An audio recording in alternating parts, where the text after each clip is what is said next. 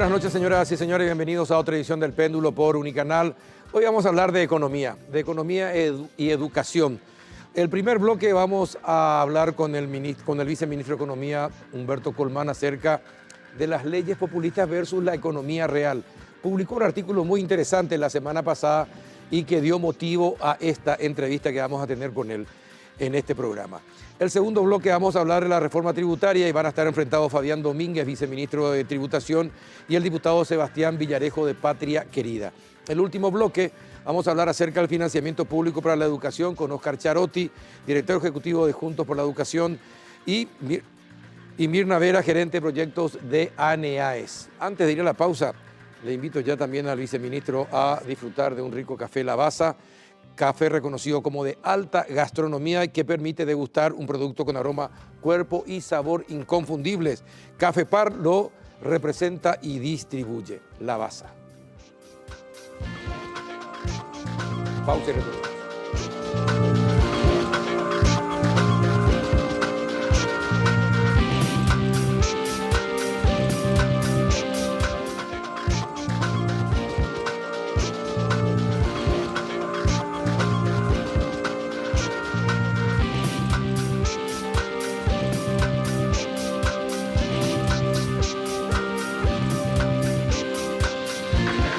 Buenas noches, viceministro Humberto Colmán, ¿cómo está? Buenas noches, Carlos. Un gusto estar en tu programa. Un saludo cordial a la audiencia. Bueno, te pregunto directamente, ¿cuánto hoy se está pagando por salario? ¿Qué porcentaje del presupuesto hoy se paga en salario? Teniendo en cuenta todo esto que se conoció de aumentos solapados a funcionarios de muchas entidades del Estado con 165% de aumento. ¿Cuánto del presupuesto hoy es el pago de salarios? Y realmente. De todo el gasto público de la administración central, estamos hablando de 8,5 puntos del Producto Interno Bruto. Estamos hablando más o menos de unos 3.500 millones de dólares al año en administración central. Ahí no estoy sumando, por ejemplo, lo que tiene que ver con las empresas públicas también, ¿verdad? Que también hay que sumarlo. Claro que también hay que De sumarlo. cada 100 guaraníes que recaudamos en el sistema tributario, acuérdate, estamos más o menos destinando unos 70, 75 guaraníes a... 75, ese sí. que aumentó otra vez. Estábamos por ahí, 70 más o menos, redondeando. ¿Y cuánto aumenta el funcionario público anualmente, cada año? Mira, y ahí hay un crecimiento vegetativo, ¿verdad? Realmente es bajo. Lo que sí estuvo aumentando en algunos segmentos, como el tema de los docentes y personales de blanco. Y después la masa salarial, digamos, como un todo, crece también por el crecimiento de los salarios. Y ahí acordate que hay segmentos que están atados a la evolución del salario mínimo, sí, a la evolución de la inflación. También. Sí. Bueno, pero por lo menos es 75 de cada 100 guaraníes 70 es pago redondeando. 70. 70. Usted va a redondear para abajo y yo redondeo para arriba. Pero está entre 70 y 75. Sí. Bueno, subimos otra vez. Usted escribió un interesante artículo. Sí. ¿Cuánto de lo que se está aprobando, cuántas leyes del Congreso aprobadas en materia económica no tienen fuente de financiación en los últimos tiempos? Y son varios proyectos que yo menciono en ese artículo. Nos preocupa esta especie de carrera populista que hay con una serie de proyectos aprobados que todas tienen una intención loable, por supuesto, de beneficiar con mayores transferencias, con mayores jubilaciones. Sin embargo, todas tienen el mismo denominador común de que no tienen una fuente de financiamiento identificada. Con lo Pero cual, ustedes hablan cuando se elaboran las leyes, alguien tiene que elaborar, se consulta con ustedes. Ustedes le dicen, señores, no hay fuente de financiamiento para este proyecto de ley. Se conversa en las comisiones, se les avisa, se les anota, se les advierte o no. Se les advierte. Siempre que recibimos los pedidos de informe, hay que recordarse que la ley de responsabilidad fiscal establece que cuando hay un proyecto de ley que tiene una implicancia fiscal para las finanzas públicas, ellos tienen que pedir un informe, como generalmente lo hacen, ¿verdad? Algunas veces no piden, pero todas las veces que nos han pedido, nos han convocado a las comisiones, hemos ido con los informes, hemos ido a explicar. Y bueno, aparentemente en principio hay un acuerdo o un entendimiento del costo que eso significa, pero luego ya digamos que el resultado del trabajo de las comisiones o las plenarias es distinto, ¿verdad? Ahora, pero ustedes le advierten a las comisiones, señores, esto no va a tener fuente de financiamiento y aún así dictaminan a favor de la ley y se trata en plenario. Sí, en algunos casos eso es lo que pasó. Sí, efectivamente.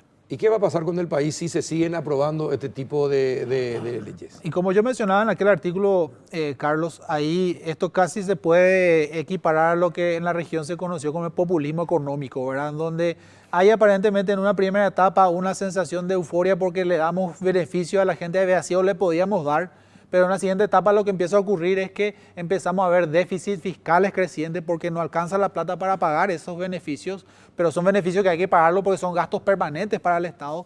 Entonces lo que empieza a ocurrir después es que hay inflación y finalmente esos beneficios se terminan erosionando y viene la necesidad ineludible de hacer un ajuste fiscal, de recortar los beneficios, donde terminamos pagando todo esto. O aumentar impuestos. O aumentar impuestos, ¿verdad? Efectivamente. Ahora, ¿y el proyecto de reforma contempla aumento de impuestos? El proyecto de reforma fiscal, Tributario, sí. no. El proyecto de reforma tributaria no contempla aumento de impuestos. Mantenemos la misma cantidad de impuestos. En realidad, la tasa efectiva del impuesto a la renta está bajando inclusive para la inversión extranjera. Pero bueno, ese es un capítulo especial. Eso está buscando generar, sí, mayores recursos fiscales, no subiendo tasas, pero recursos fiscales que vayan exclusivamente a educación y salud.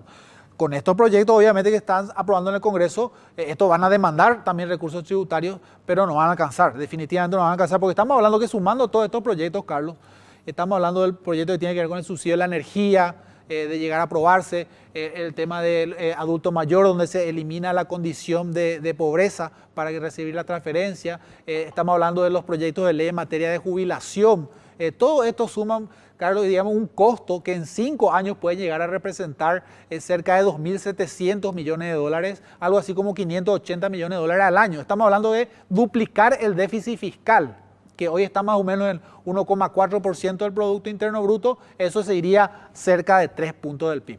Ahora, pero en contrapartida, los que aprueban este tipo de leyes dicen, bueno, pero el Estado gasta mal. Están todos los beneficios, privilegios, de los que ellos también son partícipes, porque ellos son los en el Parlamento también. Y esto que se conoció, instituciones, varias instituciones que aumentan el salario de sus funcionarios en 165, 170%. Un país no puede sobrevivir de esa manera. Ustedes que están en el Ministerio de Hacienda, ¿sabían de eso? Y si sabían, ¿por qué lo aprobaron y lo permitieron? No, a ver, vos te referías a estos aumentos que se dieron al margen de los procesos de la ley de la función pública, ¿verdad? Eso tuvo que ver con... Esto que se está publicando en estos días. Claro, exactamente. Eso se dieron al... ¿Y cómo se van a dar al margen de Hacienda?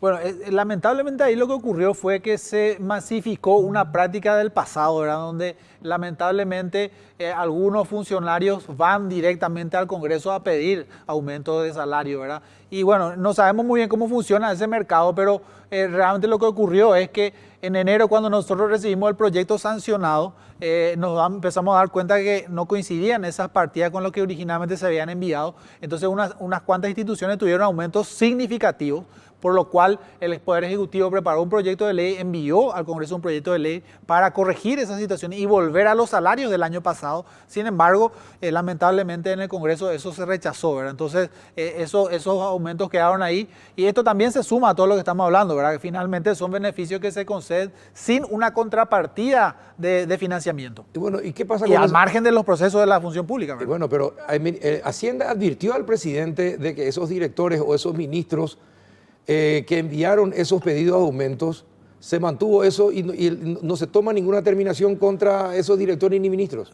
Y mira, ahí hay un poco de todo, ¿verdad? A nosotros no nos consta, digamos que documentalmente, pero entiendo que también hubo acción de los mismos funcionarios, de sindicatos, ¿verdad? Entonces, evidentemente es un tema que se está revisando a nivel del Poder Ejecutivo, ¿verdad?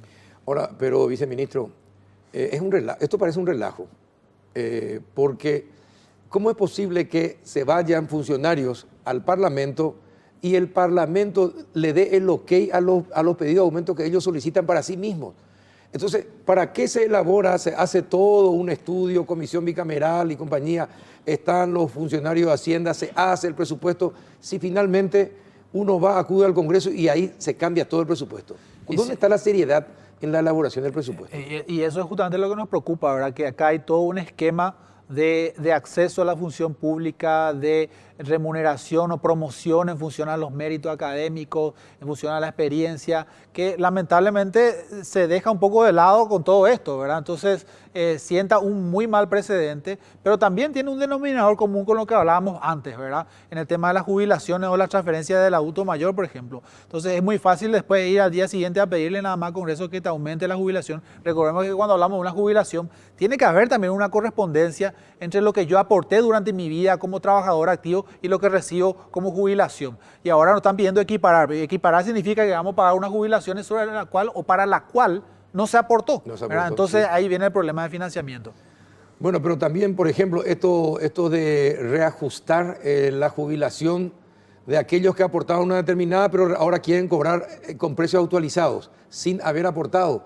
En realidad es un relajo la forma como se maneja el presupuesto entre el Poder Ejecutivo y el Parlamento, porque acá hay una responsabilidad compartida. Digamos que en el tema jubilatorio yo creo que también necesitamos conversar más sobre este tema, discutir más como sociedad sobre el tema jubilatorio. La gente muchas veces tiende a pensar que si la caja tiene una parte, un sector que tiene superávit, vos tenés la plata ahí y pagame más jubilaciones hoy, si podés pagarme.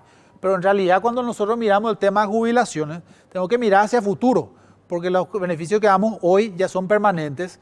Y entonces lo que tenemos que ver es cuántas jubilaciones vamos a pagar aquí en adelante, pero también cuánto aporte vamos a tener. Y ese es el análisis que no se hace nunca cuando se estudian este tipo de medidas. Entonces nosotros estamos tratando de hacer llegar siempre estos análisis al Congreso para que ellos visualicen esa proyección actuarial, económico-actuarial, de cuánto aporte se va a tener para poder honrar estos compromisos y si vamos a poder honrar o no, ¿verdad? Y lo que estamos viendo en estos proyectos, en el caso de los médicos, ahora los odontólogos y bioquímicos y otros proyectos están dando vuelta por ahí, que todos lamentablemente mantienen los mismos esquemas de aporte, pero van concediendo más beneficios. Reducen la edad, reducen la cantidad de años para jubilarse. Ahora, ¿y ustedes van a recomendar, es decir, al presidente que vete a pesar de que en el Congreso van a perder, así como ya pasó con los médicos, igual van a recomendar que vete? Sí, es lo que corresponde, Carlos, y el informe que nosotros enviamos al Congreso es muy claro sobre el costo que tiene, ¿verdad? En el caso de los médicos hablábamos del estudio actuarial a 30 años de lo que esto significa,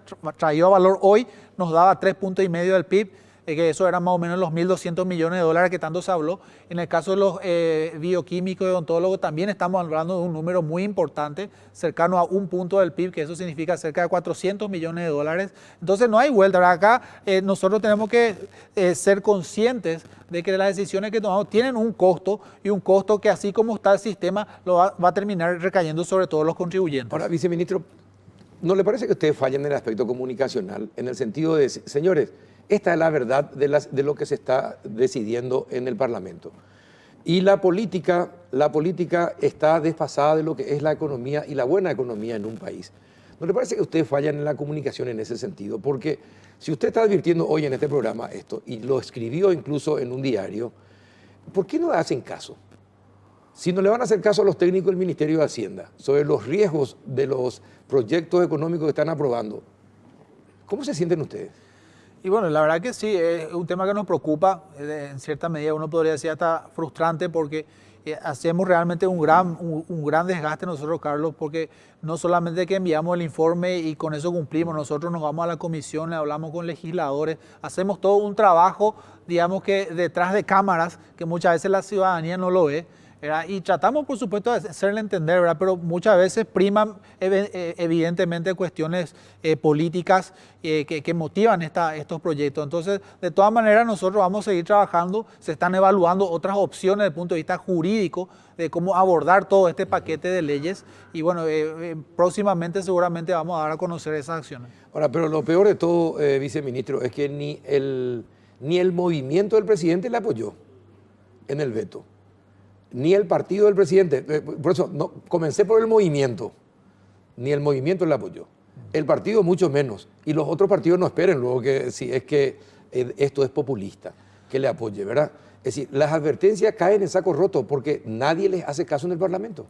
Y bueno, es lo que decía al comienzo, ¿verdad? Lamentablemente hay una carrera populista, ¿verdad? Una carrera populista que significa eso que hay segmentos que están buscando ganarse la simpatía de sectores de la sociedad y bueno, aparentemente la carrera es quien es más populista, ¿verdad? Entonces, de todas maneras, como te decía... Y van a terminar por destruir al país, económicamente hablando. Hay un riesgo importante, Carlos, por eso es que nosotros nos animamos a hablar de esto.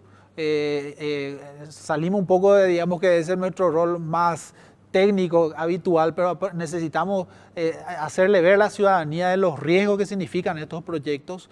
Y bueno, vamos a seguir trabajando, vamos a seguir haciendo todas las acciones que estén en nuestro alcance en materia jurídica para poder contener la posibilidad de que esto llegue a materializarse. Ahora, le tengo que preguntar, Sí. porque forma parte de una charla, ¿verdad? Haga cuenta que esto es una charla y que estamos nosotros dos nomás. Pero el presidente debe apoyar más al Ministerio de Hacienda y a los técnicos de Hacienda y tiene que sentar posiciones en esto ante su movimiento y ante su partido. ¿No le parece que le falta algo al presidente en ese sentido? No, yo te digo, mira, el presidente apoya decididamente al Ministerio de Hacienda. Yo tengo una conversación con el presidente habitual de estos temas, en los temas jubilatorios particularmente, y él está muy consciente de esto, ¿verdad? Y ha hecho un trabajo, me consta, ¿verdad? Cercano también buscando el apoyo. Así que yo creo que él es el primer preocupado en este tema, Carlos. Y sí, pero tiene que demostrar su preocupación bajando línea, porque mientras se mantenga, se lave las manos como Pilato, no bajando línea, porque es otro poder el Estado, me parece que Hacienda va a seguir, ustedes los técnicos van a seguir sintiéndose frustrados. Bueno, estamos trabajando en lo que tiene que ver en la estrategia comunicacional ahora, con todos estos proyectos que hablábamos. El tema jubilatorio es parte de eso, pero también está el tema de energía, está el tema de adulto mayor, y vamos a salir más agresivamente a conversar con toda la ciudadanía de esto, y lo estamos trabajando muy de cerca con la Presidencia de la República. Lo de energía no corre tampoco. Aparentemente hay otro proyecto que está ahí en paralelo, digamos que los dos están ahí latentes, ¿verdad? ¿Pero alguno viene del Ejecutivo? Hubieron modificaciones en uno de los proyectos donde se acotó, digamos, el impacto, pero de todas maneras hay un impacto y eso todavía lo estamos cuantificando. El energía, por supuesto, es el peor de todos y estamos hablando ahí de un subsidio muy amplio que inclusive para segmentos de la clase media o media alta, que puede significar para la economía algo así como 1.200 millones de dólares en 5 años, algo así como 140 millones de dólares el primer año, pero el otro proyecto alternativo también tiene un costo, ¿verdad? Entonces estamos viendo cómo poder contener mejor eso, ¿verdad? Uh-huh. Bueno, ¿y qué va a pasar? Con todo, ¿qué va a pasar? Se va a rechazar, se va a ratificar el Congreso, así como están las cosas. Y después, ¿cuáles son las alternativas que quedan? Bueno, se están evaluando opciones, como te decía, desde el punto de vista jurídico. Una de ellas es promover acciones de inconstitucionalidad considerando la inequidad que esto va a generar. Recordemos que en el tema jubilatorio, por ejemplo, hoy solamente estamos hablando de que 1 de cada 5 paraguayos tiene jubilación. Sin embargo, nosotros le estamos dando más beneficios a los que ya tienen una jubilación. En vez de utilizar los recursos para expandir la cobertura y que más paraguayos tengan la jubilación, le damos más beneficios a los que ya tienen jubilación. Entonces, desde esa perspectiva, consideramos que esto es inequitativo y el hecho de que existan algunos regímenes que tienen más beneficios que otros no amerita a que se den más beneficios a unos sectores. Entonces, esa es una de las opciones y hay otras que estamos pensando, pero no vamos a revelar toda la estrategia hoy, ¿verdad? No, me parece muy bien. Me iba a perder la primicia, pero está bien, porque... no hay que dar a conocer todas las estrategias, no hay que mostrar todas las cartas. Si usted tuviera que pedirle algo a los parlamentarios, lo estuviera frente a frente como muchas veces, ¿qué les diría ahora?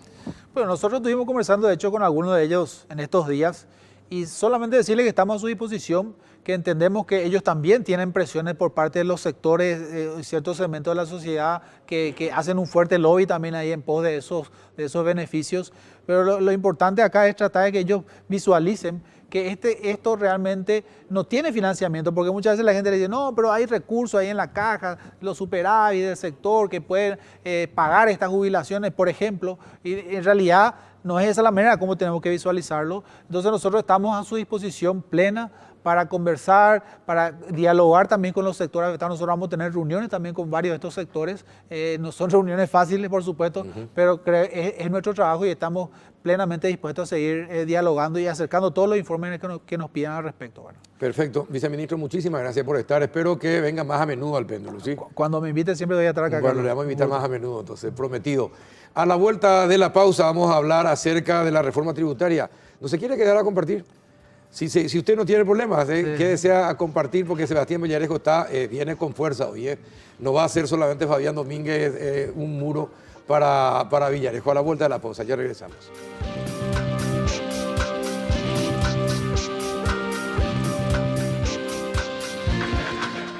En el LG Week porque tenemos las mejores cuotas del país. Aprovecha la semana de precios increíbles. Descuentos de hasta 50% en todos los productos de la marca LG. Escucha estas super ofertas. TV LG de 32 pulgadas HD. Precio normal 18 cuotas de 204.000 guaraníes. Ahora, precio Bristol LG Week 18 cuotas de 99.000 guaraníes. Además, con todas tus compras, viaja a la final de la Copa América Brasil 2019 y gana una fabulosa camioneta Toyota Hilux Full Equipo 0 kilómetro y 39 millones de guaraníes en efectivo. Para más información, llámanos al 519-4000 o escribinos al WhatsApp 0991 670 000.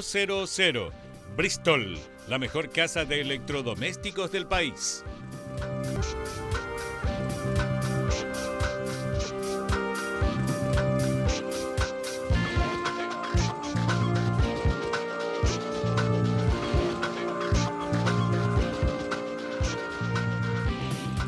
¿Qué tal? Buenas noches, viceministro Fabián Domínguez, ¿cómo anda? Carlos, buenas noches. Bien, a full. Nuestra vida es todo menos aburrida últimamente, así que la seguimos remando. ¿Qué tal, diputado Sebastián Villarejo, cómo anda? Muy bien también, muchas gracias por la invitación. Hoy tuvimos sesión, así que tampoco tuve un día ni siquiera aburrido, pero veo la corbata de usted y no sé si estoy empezando ya 2-1 acá en el... 2-1, está 2-1, sí. Y eso que casi traje es la misma corbata que la que trae el viceministro. Pero al final opté por esta. Bueno, ¿cuál es la crítica que hace a la ley de reforma tributaria patria querida? Concretamente, bien concretamente. A ver, voy a ser concreto en 4 puntos para después poder ahondarlos y ahí en el debate ya intercambiar posiciones. Primero quiero hablar de 2 cuestiones de fondo que no son a la ley, pero que para nosotros tienen que ver de todas maneras con meter o no esto acá. En primer lugar, en Paraguay existe definitivamente un problema de gasto público. Eso es innegable. Es innegable desde el momento que en el 2003 se quintuplicaron los ingresos tributarios, pero también el gasto, de un presupuesto de 3.000, 4.000 millones de dólares hacia el 2003. Se septuplicaron. Nos vamos hoy a 14.000, 15.000. Nunca se cumplió el acuerdo de la reforma del Estado firmado en el 2004, 2005. Definitivamente, y vemos hoy, y a eso voy a enganchar, un gobierno que en realidad hasta hoy no ha hecho nada para realmente controlar el gasto público. O sea, vemos cosas más graves y con decisiones, y acá hablo de temas políticos.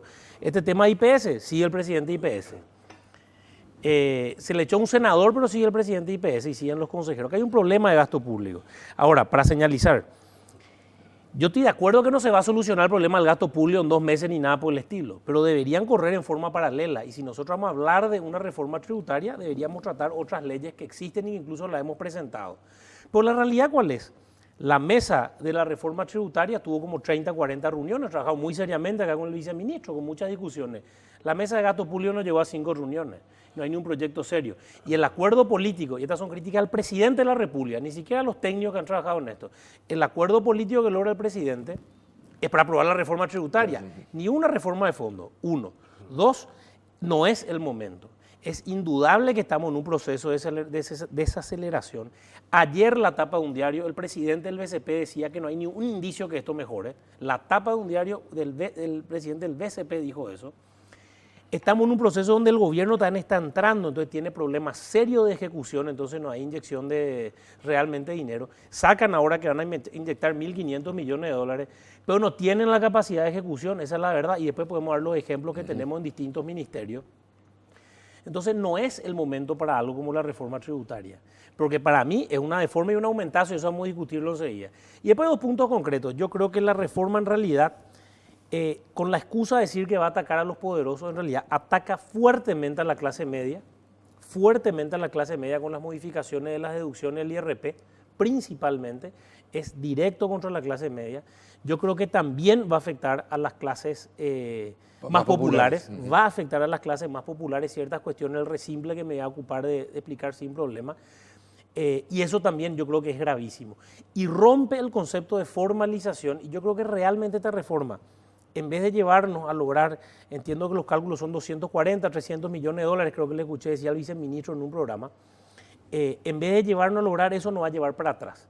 Y cierro con esto, Carlos, para que después en todo caso ahondemos lo que le parezca pertinente a ustedes. El Banco Mundial solo dijo que mejorando 1% de los procesos de contrataciones se mejora 400 millones de dólares. Por el tema FONACYT están depositados 300 millones de dólares sin utilizar y sin ejecutar. Y un proceso de reforma tributaria que incluso, que yo creo que es malo y que creo que esta es una deforma, pero incluso si no tuviera yo la razón, somete al Poder Ejecutivo a un proceso de desgaste que hoy no ameritaba, demostrando el poco nivel de ejecución que tiene y el dinero que ya pueden tener. Esto es un peligro político para el presidente de la República. Creo que no se dio cuenta en qué se metió. No sé quién le metió en este problema al presidente de la República, si los técnicos, su hermano o él mismo, pero este es un peligro que le va a desgastar porque le va a empezar a tocar a la gente y eso, el que levantó impuestos en la historia mundial siempre tuvo problemas después. Viceministro. A ver, vamos a ir por parte, como dijo Jack el Destripador. Sí. Adelante. En ese contexto, primero y ante todo, tengo que disentir muy respetuosamente con Sebastián. Sí. Y tengo que elevar mi voz de protesta en el sentido de llamarlo de forma. Es un término peyorativo para un trabajo serio, responsable, que él mismo dijo 30 o 40 reuniones. Así que me parece una falta de respeto muy grande, como primer punto. Como segundo punto, no significa sacrificio a la clase media en ningún sentido. En ningún sentido. Hay 3 sectores que sí van a tener mayor sacrificio tributario. ¿Cuáles son esos sectores? Los dueños, accionistas y socios de empresas, el sector agrícola y pecuario, sojeros y ganaderos, y el sector agroexportador. Para el resto, hasta te diría, hay disminución de costos impositivos. ¿En qué sentido? Ataca a la clase media, de ninguna manera, porque lo que se dijo, y le escuché a Sebastián expresando con alguna situación de, no quiero decir mentira, obviamente, porque lo respeto mucho a Sebastián, pero cuanto menos una omisión de la verdad, en el sentido que al separar las rentas, y puso el ejemplo de la venta de un inmueble, uno puede estar perdiendo dinero con la venta del inmueble, igual pagar impuestos. Resulta que la ley, mi querido Sebastián, establece con meridiana claridad que cuando uno vende un inmueble, separando las rentas, se calcula sobre la renta real o la renta presunta y se paga sobre la que fuese menor. Obviamente, si la renta real es negativa, es menor por ser negativa, el impuesto va a ser 0 en ese caso. En el resimple, que también se criticó muy fuertemente, en el resimple hoy un panchero de la esquina, un señor que se gana dignamente la vida para llevar el pan a su casa, para tener un RUC, y de hecho está obligado a tener RUC, no es que no está obligado, cualquiera que ejerce una mini actividad comercial está obligado hoy a tener RUC. Y tiene que hacer declaraciones juradas mensuales, transportar sumas, saldos, hacer cálculos de impuestos, y tiene que pagar cuanto menos 3% sobre sus ingresos. Hoy va a pagar, haciendo el cálculo de 1.000 guaraníes por millón en forma de un impuesto fijo, en donde no va a tener que hacer cálculos de impuestos, ni suma, ni saldo, un impuesto fijo mensual. Con eso va a tener un pase a la formalidad, en donde va a tener una serie de situaciones que le van a permitir crecer como micro mini empresario y tener las bondades que tiene el mundo formal que nosotros 3 que estamos en esta mesa conocemos. Es decir, uno no puede crecer en la vida civil sin ser formal hoy. ¿Por qué? Porque hay muchas situaciones en donde se precisa estar al día con los impuestos. Yo quiero comprar un auto, vender un auto, tengo que estar al día. Quiero sacar un crédito financiero, tengo que estar al día. Quiero vender una propiedad, tengo que estar al día. Quiero renovar mi pasaporte, tengo que estar al día. Es decir, una serie de beneficios que otorga la formalidad y que hoy no pueden acceder a estos sectores porque tienen reglas muy complejas de impuestos. Con el resimple lo que se le hace es minimizarle esos requisitos, esas reglas, pagar un impuesto fijo mensual que no tenga que hacer cálculo y él va a tener ese registro de contribuyentes. Y por último, para ir al sector que se le pide un mayor sacrificio tributario sin que existan incremento de tasas de impuestos, es con la no devolución del IVA al sector agroexportador, que lo que hace es enviar granos en estado natural al exterior o bien una industrialización que implica una primera etapa que aún sigue siendo commodity, aún sigue siendo materia prima, y realmente termina pagando nada de impuestos. Entonces lo único que hacemos es transformar la ley vía una creatividad aplicada a la digamos, modificación de lo que hoy está escrito para que aporten algo al Estado paraguayo. Y desde la perspectiva de subas de impuestos, como se dijo, no hay subas de impuestos. A la atracción de capital extranjero hay bajas de impuestos, en el resimple hay bajas de costos impositivos, y también a todo lo que tenga que ver con enviar dinero al exterior del país por inversiones del exterior, tenemos una baja sustancial de impuestos. Y lo más importante, estamos en crisis, es cierto lo que dijo, hay una desaceleración sin lugar a dudas, que se permite hoy la posibilidad de que las empresas puedan transportar sus pérdidas hacia ejercicios anteriores, cosa que hoy no lo pueden hacer. Con esta reforma tributaria, haciendo frente a esta, digamos, situación poco feliz de la economía mundial, se permite a las empresas tener una situación de más competitividad al permitírsele arrastrar sus pérdidas hacia futuro. ¿Cómo es que pueden tener opiniones tan divergentes, visiones tan diferentes sobre un mismo tema? A ver, si tratamos... Pero lindo. Sí, no, espectaculares, Por supuesto. espectaculares, porque son dos visiones totalmente contrapuestas, pero ¿hay forma de acercar esas posiciones? A ver, me parece importante, como yo dice... no puedo hablar con él sobre el gasto público, porque finalmente él Sí, recauda, como dice él no el gasta. viceministro, sí, pero hoy está como representante de un gobierno. Sí, sí, sí. Entonces yo cuando voto algo tengo que ver esto como un gobierno y como un todo que tiene que tener una política pública. Entonces, lógicamente podemos tener diferencias y voy a hablar sobre las mismas. En primer lugar, porque le digo de forma tributaria y lo digo con convicción y creo que no es una falta de respeto. Porque creo que acá hay una estructura tributaria que hoy se deforma. Hoy se deforma esa estructura, y una estructura que le hizo crecer al Paraguay, indudablemente. Le hizo crecer al Paraguay macroeconómicamente y microeconómicamente. El Paraguay no creció por mala gestión de gobiernos, no por la situación tributaria, porque tenemos gobiernos malos que han sido corruptos. Eso por un lugar.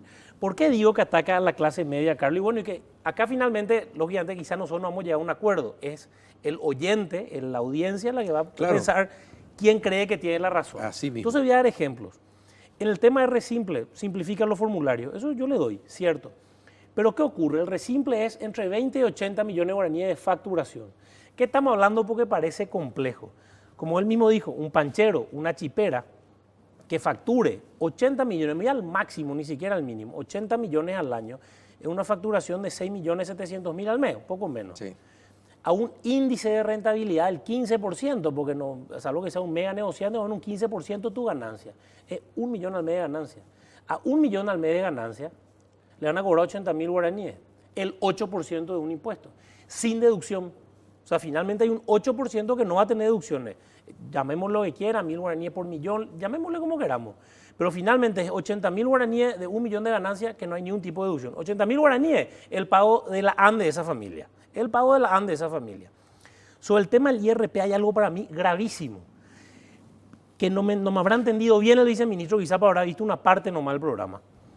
Acá se generan, vamos a decirle, dos columnas para aplicar más fácilmente. En un lado están las ganancias de capital y las ganancias de servicios personales y las ganancias de capital. Hoy clarísimo. Hoy es así. Hoy es así por formulario, no por ley. Porque algo que quiero dejar para el último bloque, la discrecionalidad en la administración tributaria, lo peligrosa que es.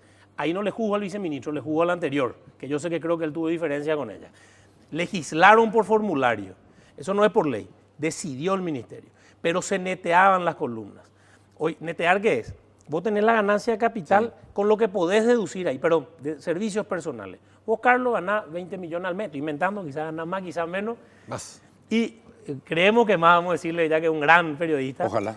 Y tenés tus deducciones. Y las ganancias de capital tienen, como bien dijo el viceministro y coincido, las maneras de definir qué es lo que deducís. Sobre la renta presunta, en inmuebles, lo mismo ocurre con automóviles, con todo. Es más, algo súper grave que digo, se presume que con el arrendamiento tenés un 50% de ganancia.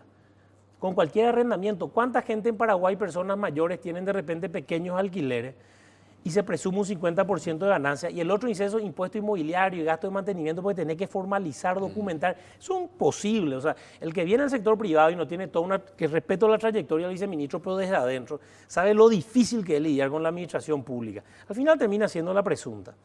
Lo que yo decía que es, Vos, Carlos, te animaste a emprender algo y tenés una enorme deuda y querés honrar esta deuda. Y para honrar tu deuda, sea de salud o sea de un emprendimiento, vendés un auto, vendés un inmueble, algo vendés, un problema de salud, un choque del que está escuchando en moto de su hijo. Esos gastos de salud, esos gastos que tiene, son gastos que van a la columna de servicios personales, no van a la renta de capital. Eso es clarísimo. Ese inmueble o ese auto, la forma en que se deduce o todo eso está expresamente establecido en la ley tu ganancia de arrendamiento y las dos columnas no se mezclan. Entonces vos en servicios personales perdiste plata, pero en la capital te hicieron esto y vos ganaste tanto. No podés mezclar tu gasto de salud o sí podés. Porque importante, pues si me decís que sí, yo voy a estar muy tranquilo. Pero eso es falso. A ver, cuando vos vendés un inmueble, te vuelvo a repetir, vos haces ganancia real o renta presunta y liquidar el impuesto por la que sea menor.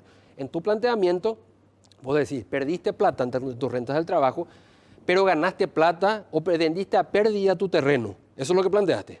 Si vendiste a pérdida tu terreno. No me está entendiendo, viceministro. Entonces, a ver. Yo te digo servicios personales. Sí entiendo, perdiste plata. Es decir, vos gastaste más.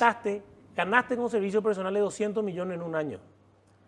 Pero vos ahí gastaste 400 millones de guaraníes ese año. Tenés un déficit de 200. Porque tenés un déficit de 200. Pagaste cero de impuestos. Ese 200, claro, pagaste cero en esta columna. Pero si vos vendiste un inmueble para solucionar este problema, no podés meter esto acá. No, pero ahí claro. ¿Podés o no? Pero si, No podés. si vendiste a pérdida, pagás cero de impuestos. No vendés a pérdida porque no tiene nada que ver tu gasto. No, podés a ver, deducir. No podés mezclar, justamente. Ahí lo que vos estás haciendo estás mezclando. ¿Cómo no vas a poder mezclar? Y justamente. En el impuesto a la renta personal yo soy una sola persona que tengo gastos.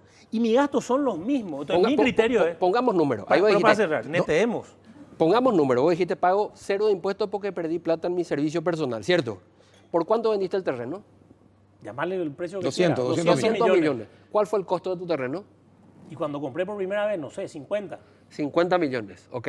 Cuando compraste por primera vez. ¿Eso qué quiere decir? Que tuvo una plusvalía a lo largo del tiempo que no pagaste impuestos.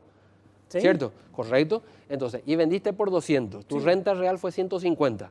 ¿Sí? Sí. ¿Tu renta presunta? ¿Sobre cuánto? 50% dijiste. Eso es falso. Es 30%. No, eso es arrendamiento. No estoy hablando... El arrendamiento dije 50. Entonces no mezclemos. En la venta, 30. La venta de inmuebles, 30%. 30 Ahí tenés 60 millones de guaraníes, vas a pagar 8%, 4 millones 800 Pero de esos 60 no ganaste, viceministro. ¿Cómo porque que no? lo que pasa es que no tenés en cero. Vos, ¿Cómo que no? esos 60 vendiste el inmueble y con esos 60 le solucionaste el cáncer de tu mamá. Con esos 60 pagaste la deuda de la empresa que quebró Carlos. Es correcto. Y entonces, ¿qué pasa? Es Vas a pagar 8% del 60, que no existe el 60. Vos perdiste esa plata porque llevaste a pagar tus problemas. Entonces, eso, para cerrar y entonces volvemos, para mí castiga a la clase media. Otra cosa que castiga a la clase media. Espera, vamos a terminar esto. A ver, ¿cuál es la explicación? Lo que le acabo de explicar.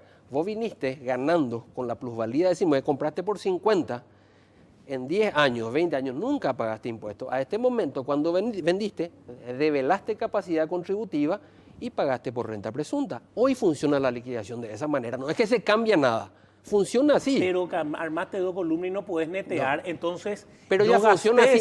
En eso no cambia nada renta personal. Cambia porque si yo en ese año gasté ese dinero, a ver, tenés ganancia. Te desafío a que veas que no cambia. Decreto 359 pero ahí del la año. respuesta. Decreto, no ley. Porque el decreto que reglamenta la ley. Si vos mirás la ley, te establece, se presume de derecho. Vos sos abogado igual que yo. ¿Qué quiere decir se presume de derecho? No admite prueba en contrario. La ley establece eso. Y por la eso ley estoy actual. en contra. Y por eso como diputado quiero cambiar. Porque bien. creo que lo que ustedes están haciendo es lastimar a la clase media con ese ejemplo. Y esa situación porque que vos estás hablando... Es que vos mismo me decís, me presumí 150 millones de guaraníes de ganancia. No presumo. Y yo gasté esa plata. Es una plusvalía. Bueno, pero yo gasté eso para la salud de mi mamá o gasté para un emprendimiento. Y no puedo deducir. Entonces una persona que hoy tiene un problema serio económico vende su inmueble y le presumen una ganancia y no puedo deducir todos los gastos. Me está reconociendo eso. Si la venta y la renta real de la venta del inmueble es cero. Si vos vendiste por debajo de lo que te costó, si vos compraste por 50 y vendiste por 50 porque vendiste en emergencia, tu renta va a ser cero.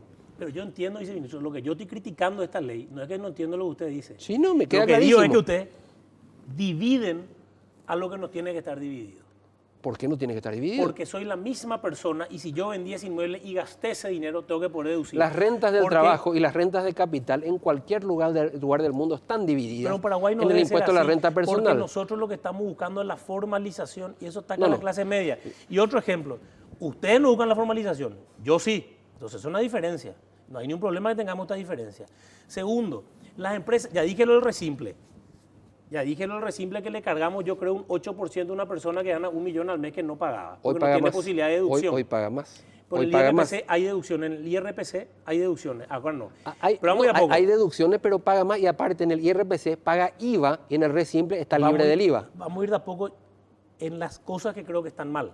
Yo creo que está mal que no haya, que tengan que pagar un 8% sin deducciones. Eso no quiere decir que el resimple, como dije primero, simplifica muchas cosas. Y lo dije al comienzo, pero voy a decirte en eso. Pero no contás toda la película, también hay un IVA que le afecta de 10%.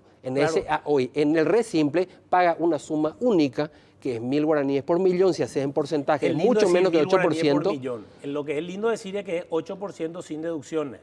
Entonces, vamos a ir paso por paso. ¿Y el IVA? ¿Dónde le deja el IVA? Yo no es que dejo la película por fuera. Pero, ¿dónde le deja el IVA? La escena que quiero criticar. Está bien. Pero es un todo, vos mismo. Cuando te conviene separar y cuando juntás, cuando te conviene juntás. Tenés que hablar como un todo porque todo le significa costo a ese pequeño contribuyente. Y tenés que también contar el IVA que le afecta y que con el resimple no le va a afectar. Pero tampoco le tiene que afectar esto.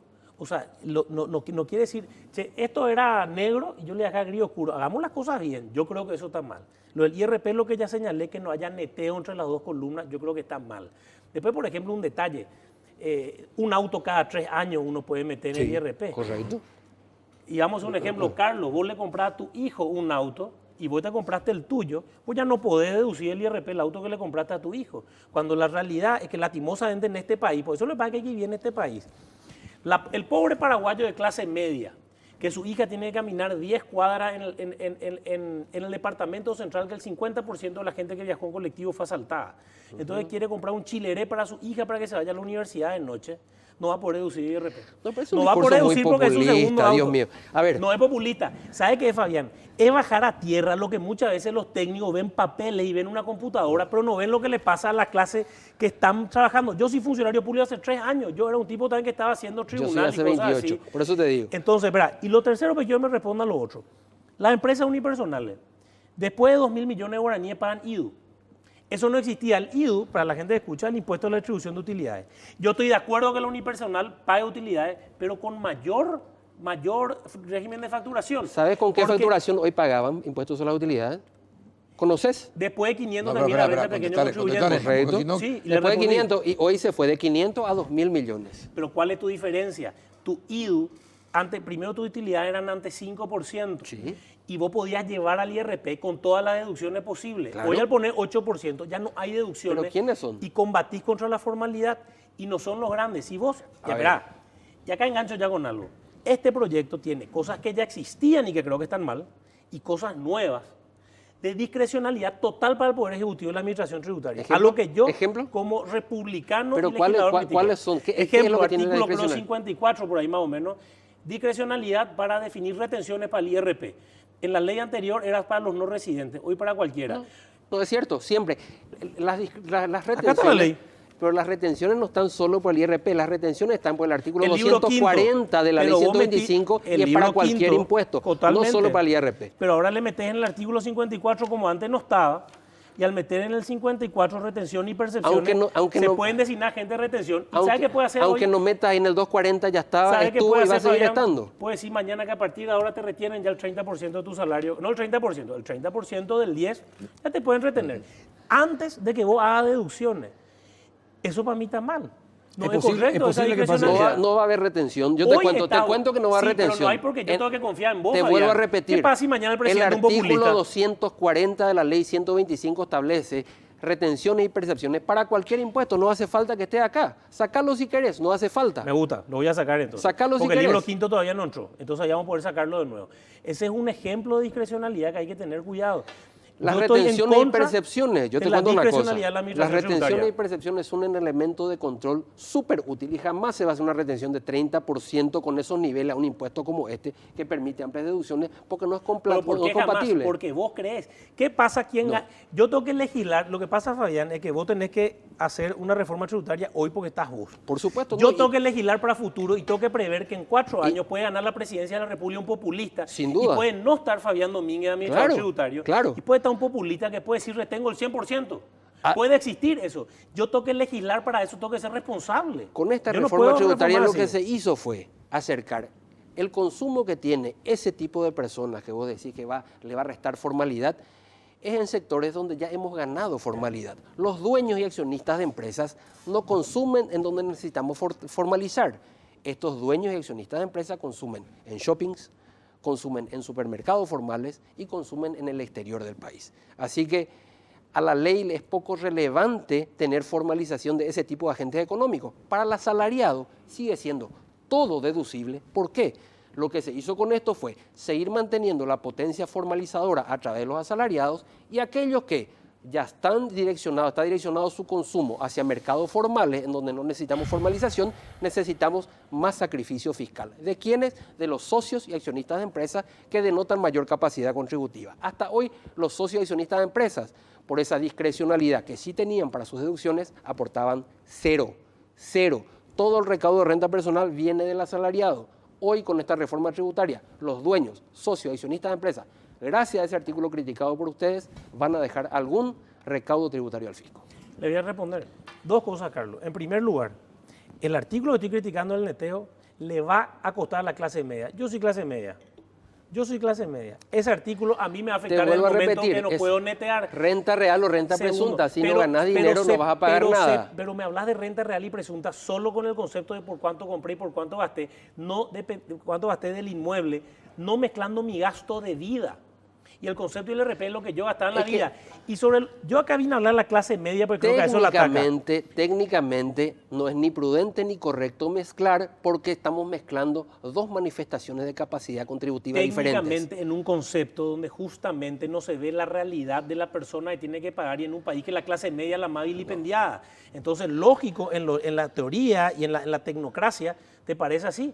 Pero yo no coincido y bueno, respetemos la disidencia. Ni la teoría, por eso. Respetemos la disidencia. Y por eso yo Ahora, te estoy contando, no es ni la teoría ni la democracia. Por otro lado, mi vida está orientada a esto. Esto es mi trabajo de toda la vida y yo te puedo hablar con conocimiento de causa, de calle, de laboratorio, de libros, de documentos y de trabajos presentados, que esto es así, aquí y en Roma. Esto se maneja con este criterio de renta de capital y Paraguay tiene las deducciones más amplias que cualquier otro impuesto a la renta en el mundo. Claro. Te desafío a que busques un impuesto que tenga más deducibilidades que el nuestro. Y yo estoy orgulloso de eso, porque el problema en nuestro país cuando se hizo esta ley de adecuación fiscal, la primera del 2004, era que este es un país informal. Sí. Y gracias a hacer un IRP con todas las capacidades deductivas posibles, se empezó a formalizar la economía, pues empezamos a pedir factura. O si no, nadie pedía factura en este país. Gracias a esto se pide factura. Y yo entiendo lo que me decían los empresarios, que no me interesa que paguen más, pero por unos cuantos que aparentemente se le escapó a la administración tributaria y empezaron a jugar, y yo estoy de acuerdo que no hay por qué deducir acciones, porque acciones son sociedades, no son empresas. Pues le estaba señalando antes también el viceministro, comprar inmuebles y hacer edificios, ¿cuánto más tributa la Municipalidad de Asunción gracias a estos edificios? Sí, pero eso ya es comercial, eso no es personal, claro, ojo. Pero de una u otra forma, del momento que compran un inmueble o se animan a invertir en algo, te cambia el concepto de formalización. ¿De por qué yo estamos mezclando. Si vos hablas de edificio, eso ya es un emprendimiento comercial, ya no es personal. Vamos a entrar en otro impuesto, no en renta personal. No estoy mezclando. Yo sé que estamos hablando de renta personal, pero depende de la forma que invertís. Si vamos a ir, es como que tenemos que ordenarnos más el tema, entonces quiero ser bien claro. A lo que voy, ¿qué es? Para no irnos a querer escudriñar el detalle de cada artículo. Es que tenemos que escudriñar para hacerle entender a la audiencia, si no la audiencia no entiende. Hablamos con medias verdades, Sebastián, y la audiencia no entiende. Que las medias verdades son las de ustedes, Fabián, porque dicen que no hay aumento, y aunque los aumentos sean positivos, claro que hay aumento. Claro, ¿para quiénes? ¿Para quiénes? Pero entonces hay aumento, pero claro, entonces no digan que no hay aumento. Y yo dije acá, socio accionista de empresas, mayor sacrificio. No hay aumento de tasas. Mayor sacrificio. Claro. Hay aumento desde el momento. Le dijo para la clase corriente, usted dice que es para la clase media. Es correcto. Yo digo que para la clase media, de la forma que se hable, por el momento que te tocan las deducciones, te tocan el neteo de las columnas, le afecta a la clase media. Desde el momento que un dueño de mini mercado que factura, que para más hay un artículo 140, otra discrecionalidad. Renta comercial en mini mercado. Ojo, dueño del mini mercado, renta comercial, no mezclemos. Renta comercial. Perfecto. Pero ese dueño de esa unipersonal, que por cierto, otra discrecionalidad, de la facturación de 2.000 millones, les pueden bajar a 1.000 millones. Pueden bajar a que sea 1.000 millones, creo que el artículo 140 o algo por el estilo. 1.000 millones de guaraníes de facturación son 90 millones de guaraníes al mes, a una ganancia de 10-15%. Con lo que se hizo ahora, ¿cuánto era antes? ¿Cuánto era antes? Déjame cerrar. Yo quiero ver cómo hacer que esta ley sea buena. ¿Sí? Esta ley tiene que ser buena. Esta ley es mejor que la de antes. Lo que hizo el diputado antes no me interesa. Yo tengo que mejorar esta ley. Correcto. Y en esta ley, una persona que puede ganar un mini mercado, una empresa unipersonal, que prácticamente como persona, la familia, el que está escuchando y que es del interior, que la esposa, el hijo y el papá, todos están en su pequeño mini mercado o su pequeño barcito ahí, que tengan una ganancia, entonces como familia, de cerca de 10 millones de guaraníes al mes, más o menos, al mes de promedio. Hoy va a pagar un IDO que no puede deducir, un 8% que no puede deducir en nada. Y del momento que la unipersonal paga IDU, y por cierto, también la sociedad y no puede deducir renta personal, a nadie le va a interesar pedir facturas si a vos ya te hacen pagar el 8% e incluso previo. Porque como no está para el IRP, no es que vos a fin de año pues si yo tanto gasté. Le afecta a la clase media. Y aparte, le disminuye carga a la clase media, porque hoy a partir de 500 ya paga y vamos a 1000. Y otra cosa, no responda a políticas públicas, porque no haya lo gravísimo, no conté, Carlos. El artículo sexto. Cambia un concepto gravísimo de territorialidad universalidad. El segundo round lo dejamos para la semana que viene, ¿se animan? Cuando quiera, Carlos. Sí, para eso estamos. Yo quiero que la semana, gente sepa. Si termina la sesión, yo dependo de la sesión nomás los miércoles. Bueno, le dejo para la semana que viene, pero está confirmado ya. Que la gente sepa, que la gente conozca. Porque esto es, tenemos que hablar con la verdad. Estos son temas que afectan al país. Y por lo tanto, si merece un segundo round, ya está. Gustosamente, Carlos. Bueno. Perfecto, 3 de julio. Dale. Salvo que la sesión no dure mucho, pero mis compañeros suelen dejar sin quórum. Kit Fabián versus de Kit Sebastián. Pero es un lindo debate. Eso realmente, claro. Estos debates son los que ayudan a la República. Claro, tenemos que hacer, Carlos, es la intención del programa. Claro, y como yo dije antes de entrar, sobre el disenso se construye y lo más lindo que la gente termine sabiendo. Estos debates acerca hay gente que va a estar de acuerdo con él y conmigo. Estos debates son los que construyen República, así que agradecido y firme para seguir conversando. Gracias, viceministro. A la vuelta de la pausa también vamos a hablar de educación. Ya volvemos.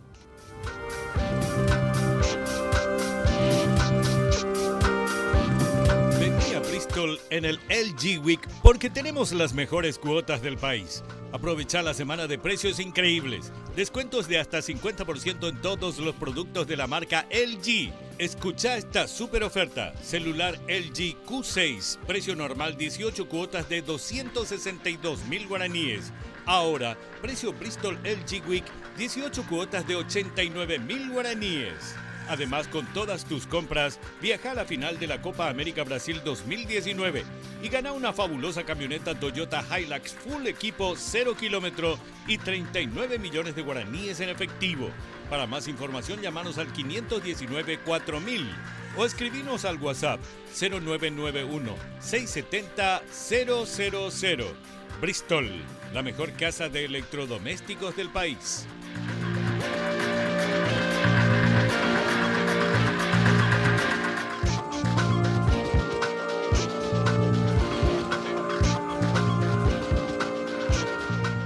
¿Qué tal? Buenas noches, dona Mirna Vera, ¿cómo anda? Muy bien, un gusto compartir contigo este espacio. Gracias por venir. ¿Qué tal, don Oscar Cerotti, cómo anda? ¿Qué tal, Carlos? ¿Cómo te va? Gracias por venir otra vez, Oscar.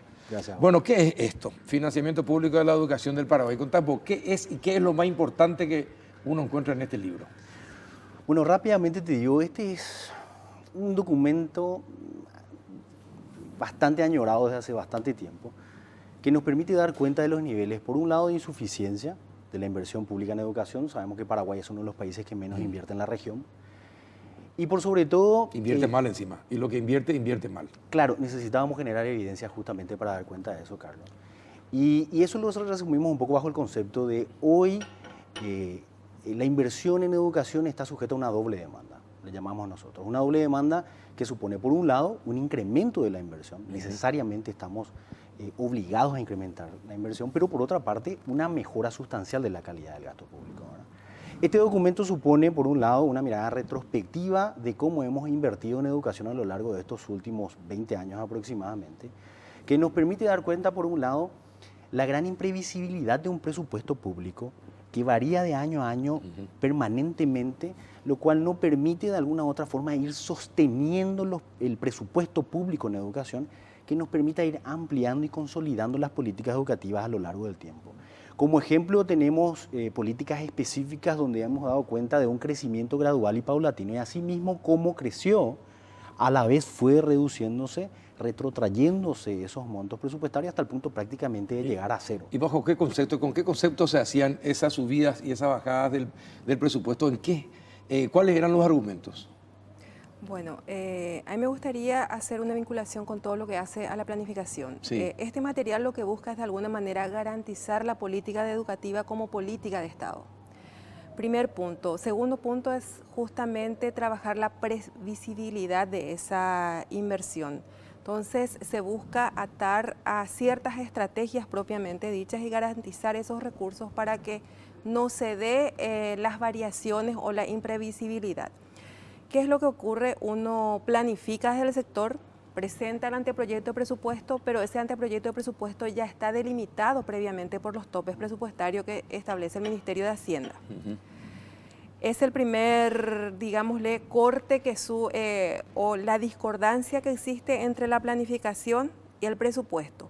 Posterior a eso pasa al Parlamento. El Parlamento tampoco en algunos casos toma decisiones basadas en medidas que hacen a la política educativa, sino que responde a otros criterios. Entonces, el sector planifica, establece metas, asume compromisos bajo ciertos supuestos, pero resulta que el presupuesto no se corresponde con los requerimientos del sector, entonces se van de contramano. Después, quien recibe los reclamos termina siendo el sector responsable de implementar la política educativa. Eso es lo que se está abordando en este documento y se proyecta todos los requerimientos al 2030. Estamos en un proceso pleno de construir el nuevo plan sectorial, llamado ahora transformación educativa, está en tema de diálogo. Se pueden establecer todas las metas que uno defina, más si no se garantiza el financiamiento, de vuelta vamos a volver al mismo tema. O sea, lo que se pretende es instalar un tema fundamental, creemos nosotros, que es el debate sobre el financiamiento. Nosotros tuvimos planes anteriores donde justamente se trabajaron ciertos apartados de financiamiento, pero no con, digámosle, con todas las dimensiones que abarca este documento. ¿Dónde nos mintieron?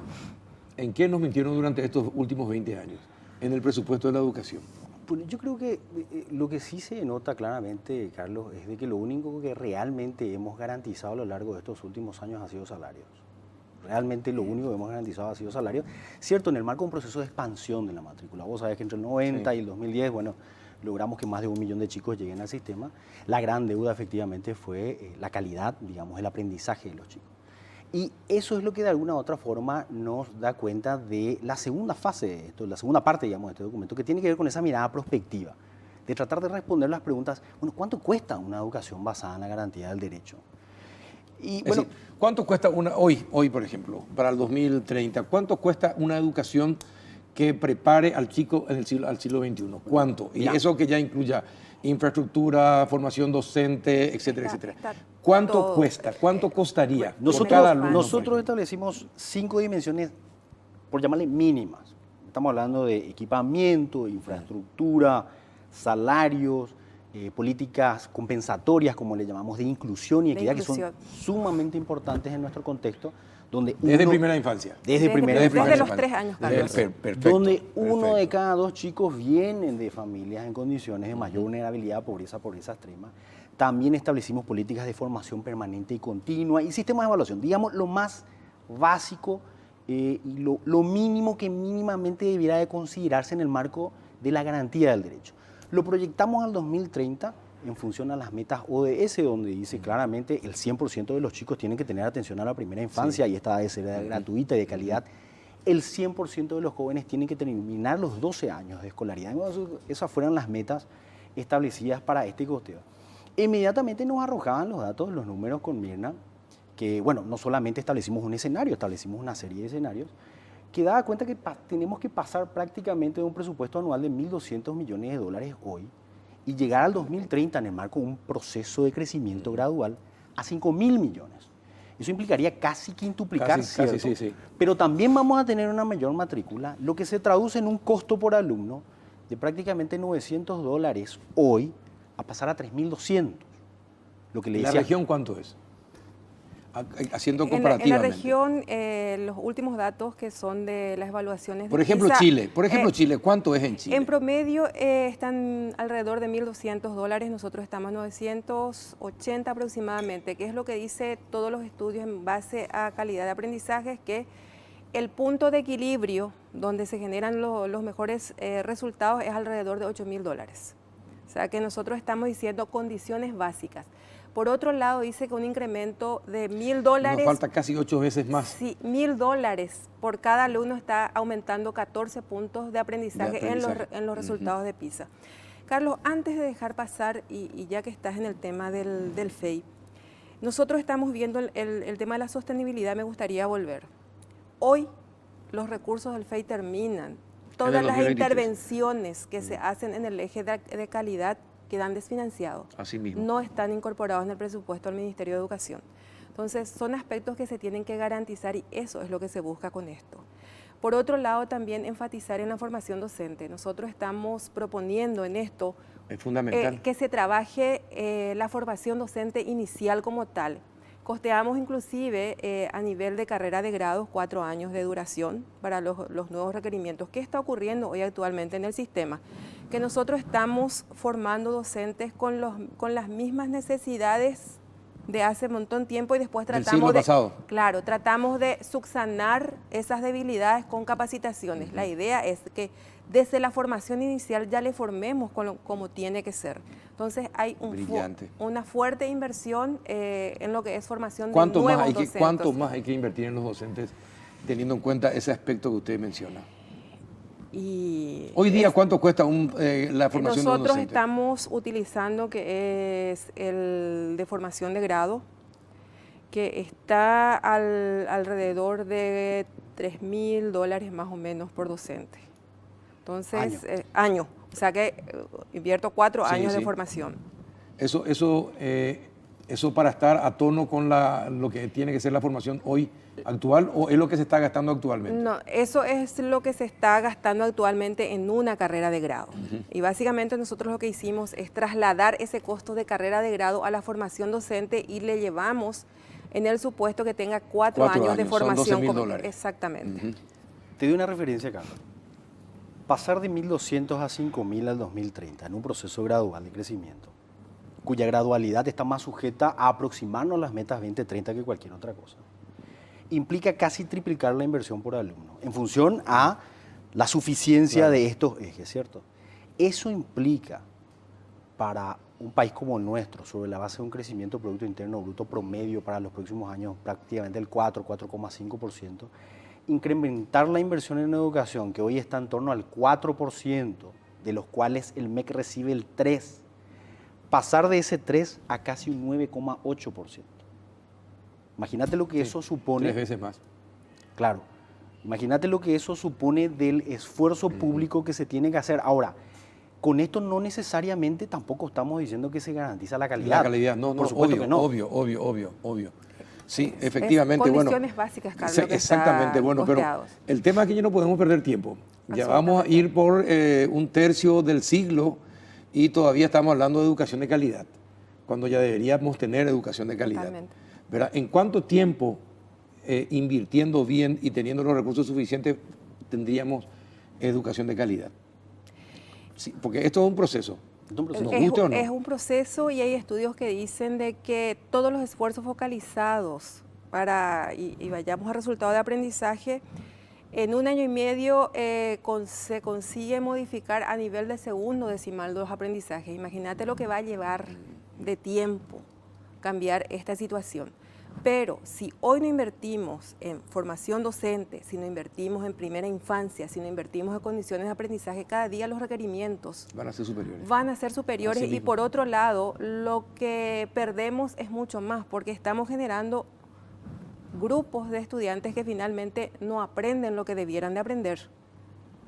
Una cosa importante también que mencionar, Carlos, es entre el 2015 y el 2013, Entre el proceso del segundo estudio de aprendizaje, de calidad de aprendizaje de la UNESCO y el tercer estudio, que fue justamente en ese periodo, Sí. contrastando los aprendizajes de los chicos de tercer y sexto y noveno grado, dábamos cuenta que en ese periodo de tiempo la evolución de la mejora fue de 0,8, es decir, prácticamente no mejoró Nada, prácticamente absolutamente nada. Eso que es lo que te da cuenta de que hoy invertir más sobre la base de este sistema y esta estructura pública que tenemos no nos garantiza una mejora de la calidad. Y ahí es donde justamente traemos a colación de ¿Qué esta tiene que obra. mejorar primero? ¿La formación docente? No, nosotros creemos que efectivamente tiene que mejorar la institucionalidad del ministerio. Si tiene que haber una reforma del sistema educativo, tiene que empezar por el ministerio. Entonces no tiene que ser un político. Ese es el famoso Fortalecimiento ministro, es decir, institucional, equipos técnicos. Exacto, pero tener gente capacitada, porque un político no contrata gente capacitada. Hay gente muy buena en el Ministerio de Educación. Hay técnicos brillantes, vos conocés algunos. Sí. O sea que hay muchos de esos en el Ministerio de Educación, pero sí se necesita una mayor institucionalidad. Pero muchas veces vienen y son liderados por gente que no tiene nada de educación, pero sí tiene una afinidad política con el ministro de turno, entonces Sí. no sirve para nada. Siempre hacemos Por eso referencia, hablamos que a nivel nacional, en cuanto se refiere a la política macroeconómica, logramos sostener una moneda por más de 73 años, sujeto de una política macroeconómica prudente, Habría que blindar al Ministerio de basada en Educación. una institucionalidad BCP, donde no solamente invirtió en una masa crítica profesional, que creo que es la única institución pública que logró hacerlo a lo largo del tiempo, sino que tiene un contrapoder muy sólido, muy fuerte y muy poderoso, que es la banca privada. Y la pregunta es, ¿esas dos cuestiones se dieron o no en el Ministerio? Definitivamente el Ministerio no ha invertido en una masa crítica profesional al interior, no hay un proceso de promoción meritocrático, de desarrollo profesional, no ha habido, y así como está, tampoco creo que se perfila claramente, por un lado, y por otra parte, el contrapoder para con el Ministerio de Educación y Ciencias, que inmediatamente somos los padres de familia que tenemos que estar reclamando una mejor educación, No existe. no estamos organizados, no tenemos No voz, existe. no tenemos voto, no tenemos fuerza, no tenemos absolutamente nada. Y es donde de alguna u otra forma la sociedad civil con este tipo de aporte estamos tratando de abogar por esos derechos de aquellos que efectivamente hoy no tienen voz ni voto. Bueno, ¿y qué más deja este libro que usted...? Esto es espectacular. Esto es para analizarlo, para digerirlo y para implementarlo. Esto viene en un momento donde queremos orbitar en este sistema. ¿Lo presentaron ya al Ministerio de Educación? Le invitamos al ministro y lastimosamente no pudo estar en el lanzamiento. No estuvo. No tuvo que estar con una agenda bastante apretada, pero sí vamos a tener seguramente la oportunidad de presentarle. Pero esto viene en un momento donde estamos al pie de empezar a discutir una revisión del anexo C del Tratado de Itaipú, que puede representar un caudal de recursos muy importantes para la inversión de desarrollo en nuestro país para los próximos años. Saber cuánto cuesta una educación de calidad es absolutamente fundamental. Les cuento algo. Cuando discutíamos el tema del FONACIE, que después en el Congreso se recortó drásticamente en un 70%, recuerdo que una persona se nos acercó y nos dijo, la intención de ustedes es buena, pero ustedes nunca tuvieron en cuenta que le querían sacar del esófago, así nos dijo, le querían sacar del esófago a los políticos 300 millones de dólares anuales. Y si seguimos teniendo esa clase de políticos, todos estos estudios que hacemos para mejorar la educación van a caer en saco roto. Es decir, que tenemos que cambiar rápidamente la educación y formar mejores políticos si es que queremos que entiendan lo que es institucionalidad y si queremos que entiendan lo que es vivir en el siglo XXI para nuestros chicos, porque finalmente, ¿quiénes van a ser los fracasados del siglo XXI? Nuestros chicos. Sí. Si no cambiamos drásticamente la situación. Pero es así, del esófago. Así que por eso, es decir, cuando vos me hablas de que en Itaipú se puede conseguir más recursos para la educación, fantástico sería. Pero para eso yo creo que vamos a tener que meter mano otra vez en el esófago de los políticos para evitar que ellos se lleven toda la plata. Y son dos cosas. Uno, data, información, evidencia. Y como siempre decimos, no basta muchas veces una buena idea, sino que también hacer militancia por eso. Y es que nosotros como sociedad civil, hoy desde el Observatorio Educativo, somos 10 organizaciones las que estamos trabajando con esto. Efectivamente estamos abogando por las transformaciones profundas que efectivamente tiene que tener el sistema educativo y bueno, como vos decís, repitiendo y tratando justamente de alfabetizar muchas veces sobre cuál creemos que debe ser el camino. Usted en el estudio no se apunta cómo movilizar a los padres. Si puede haber un sector que realmente pueda pelear por el mejoramiento de la educación, son los padres. Totalmente. Carlos, nosotros... ¿Cómo podemos movilizar a los padres? Bueno, el estudio no se inmiscuye en estrategias de implementación, dado que eso es territorio del Ministerio de Educación. Lo que sí nosotros decimos, si estos son los compromisos que se asumen en el marco de los Objetivos de Desarrollo Sostenible, estas son las intervenciones que se debieran de hacer y esto cuesta tanto. La idea principal es instalar el debate de la relevancia del financiamiento, porque podemos elaborar los mejores planes educativos, pero si está desfinanciado, no pasa absolutamente nada y de eso tenemos vasta experiencia. Las estrategias, lo aclaramos justamente en el material, de que prevemos los recursos, más eso tiene que ser trabajado al interior del Ministerio de Educación, que es el ente rector en este caso del sistema educativo. Oscar.